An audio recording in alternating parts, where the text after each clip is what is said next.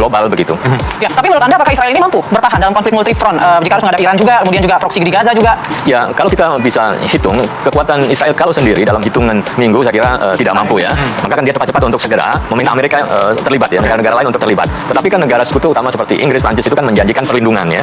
Paling tidak mau kemudian ikut dalam attack gitu ya. Nah, kami lindungi, kami itu adalah right untuk defense ya, sebagai sebuah negara yang harus eksis. Tetapi untuk serangan balik pasti mereka menghitung. Mereka juga tidak siap untuk berperang seperti perang dunia 1, perang dunia 2 karena beda apa geopolitiknya. Kepentingan mereka nggak sekuat dulu. Ini kan kepentingan Israel saja. Nah, dalam kondisi itu, maka ketika Israel tidak dibantu, ya kembali pada pernyataan akhir Trump bahwa biarkan dulu Israel dan Iran itu berperang sampai puncaknya. Setelah itu baru kami akan melakukan negosiasi. Jadi kalau orang bertengkar berantem itu sampai babak belur dulu, tetapi ringnya harus dijaga. Jangan sampai keluar ring terjadi pertarungan di luar itu dan melibatkan yang lain. Sehingga jelas pasti bahwa itu perang antara Israel dan Iran kemudian nanti akan ditawarkan negosiasi. Oke. Yang cukup menarik adalah satu dekade terakhir 10 tahun belakangan Iran ini cukup mengembangkan militer elektroniknya begitu ya untuk mengganggu radar, baik itu internet dan juga segala macam. Ini seberapa besar pengaruhnya? Dan kalau kita lihat beberapa hari lalu juga serangan terhadap Iran kan menyasar tempat-tempat penting, televisi, radio, tempat internet, bahkan tempat juga blackout begitu di sana. Ya, itu kan memang strategi yang dikembangkan oleh Iran ya, bekerjasama dengan Rusia dan juga Cina saya kira, untuk menghadapi musuhnya. Kan biar bagaimanapun strategi intelijen yang dilakukan oleh Israel kan sudah sangat kuat ya, sudah menyusup ke dalam ke jantung Iran, sehingga rentetan terbunuhnya petinggi-petinggi Iran sampai dari militer ya, dan diplomat dan sebagainya kan menunjukkan bahwa ancaman itu kuat. Nah, bagaimana menghadapi itu ya harus juga bisa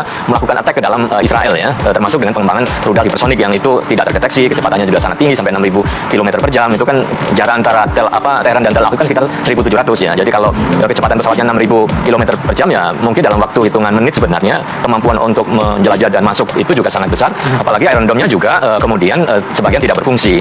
Maka juga cara Iran kan juga menyebarkan ya informasi terkaitan dengan peta militer Israel yang akan menjadi sasaran, dan dia katakan ini juga kami share kepada milisi-milisi kami gitu ya, yang tempatnya sudah precise bahwa tempatnya ada di mana dan lain sebagainya, dan bagaimana itu kemungkinan jangkauan senjata mereka. Memang ya cukup berimbang sebenarnya kalau kita lihat antara Israel dan Iran. Kemarin Iran mengatakan yang kemarin itu rudal-rudal itu belum seberapa, itu hanya ya percobaan gitu loh. Tapi mereka nanti akan memberikan kejutan yang lebih besar yang akan membuat Israel ini menyesali apa perbuatannya begitu. Ya bisa jadi seperti itu kan, seperti kan rudal hipersonik Fatah 2023, 2004 itu kan diluncurkan belakangan ya. Sementara rudal-rudal yang lama dengan kecepatan yang lebih rendah itu kan memang sudah dilakukan.